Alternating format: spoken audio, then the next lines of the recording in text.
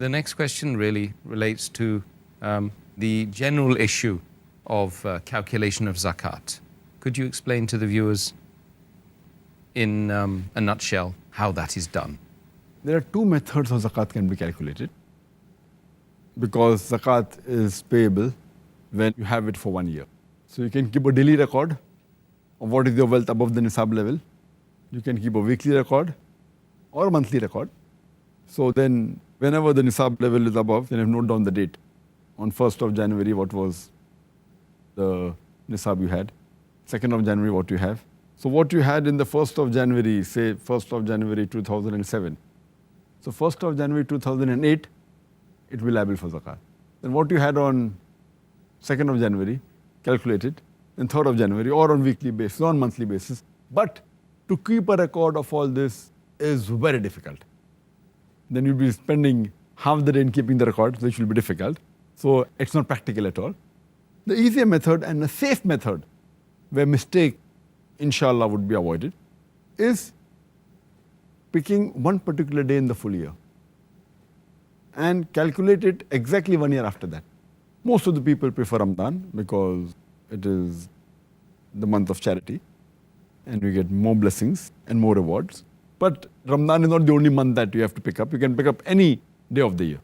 But it should be calculated according to the Hijri calendar, not according to the solar calendar. So 1st of January 2007, 1st of January 2008 is wrong. It should be 1st Shaban or 1st of Hajj. But since Ramadan is the most pious month, 1st of Ramadan, you can take any day of Ramadan. If you take 1st of Ramadan, calculate all the assets that you have. And next year, if it's 1st of Ramadan, 1420 Hijri, then 1st of Ramadan, 1421st Hijri, you should see what amount you have. Now, if you calculate only on one day and see exactly 1 Hijri year later, 1 lunar year later, it is the safest method. There can never be any possibility that you will give less zakat. There can be high chances you may give more zakat, but never less. Why?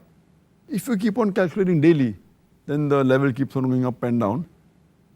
But if you calculate one particular day of the year, whichever day you pick up, and if there happens to be the lowest collection, the lowest saving in the full year, yet you are paying the minimum amount of zakat.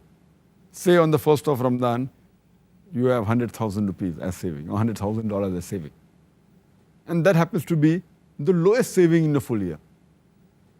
Yet, since it's the lowest, you have to pay zakat on what you possess for one full year. So you have to pay 2,500 rupees or $2,500 on that amount. It's safe. But it may be that it is the highest saving of the full year. So here itself, you may be paying a little bit more zakat, but you won't be paying less. But some people may think, oh, it is the highest saving. That means, I may be paying unnecessary more amount. There are chances you may pay more, but there are no chance you will pay less. Because even if it is the highest, and if you think that you will try and catch the lowest point may keep on changing. It may be in the month of Shaban, it may be in the month of Rajab, maybe in the month of Hajj. And then if you try and catch that point, next year it will again change. So if you try and catch that point, there are high chances you will pay less zakat. So best is to pick up one point, one day in the full Hijri calendar, and keep on taking that every year. And you'll be less assured that you will never pay less zakat, you may pay more. Because if the wealth keeps on fluctuating up and down, you have to pay on what amount you possess for the full year. Yeah. But the lowest point once, maybe Shaban, the other may be Ramadan, the third may be Hajj, maybe any month. The safest is to pick up any one, keep on sticking to that year, and inshallah you'll never pay less. You may pay more. Sometimes 10% more, 20% more, 30% more. It will never be less, inshallah. So this is the safest method and it's the best method. And on this day, whichever day you pick up, you have to calculate all the savings you have, whether in cash, what is the bank balance, what is the gold you possess, whether in the form of jewelry, whatever stock you possess, whether in shares, whatever investment, all this you put together, or your business, the stock trade of your business, all put together.